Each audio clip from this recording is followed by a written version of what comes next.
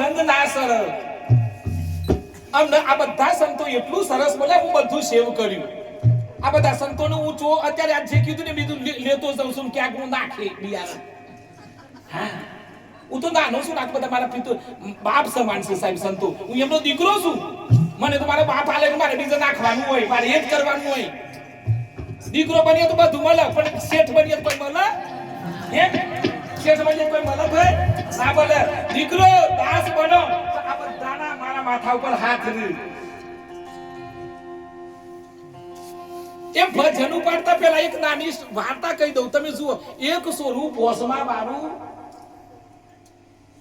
આવું મોટું આવું ગોમ તે મેદી વાટી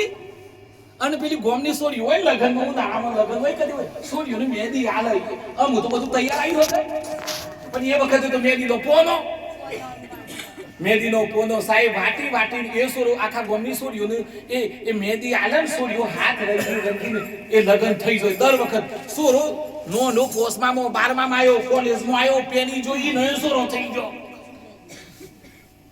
સોરીઓ રંગીન હાથ કરી પેની પણ પેલી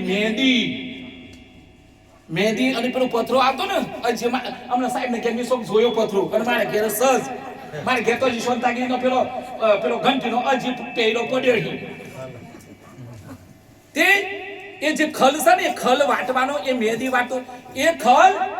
એ જે અમારા લોઢી કે ત્યાં લોઢી તમારે હું કે ખબર નહીં પણ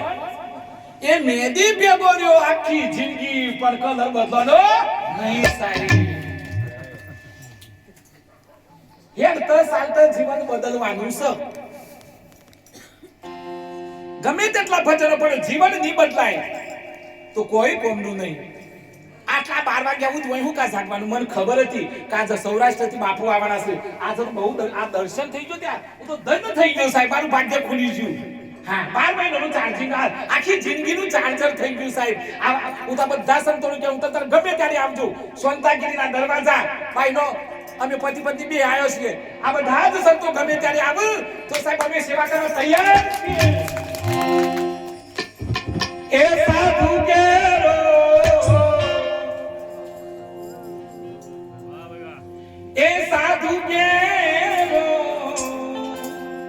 संग डोला छोड़ो मेरे ला साधु के संग डोला छोड़ो मेरे लाल मेरा दिलवा संतो लागी रे वेरागी रोमा જોયું મેં તો જાની રે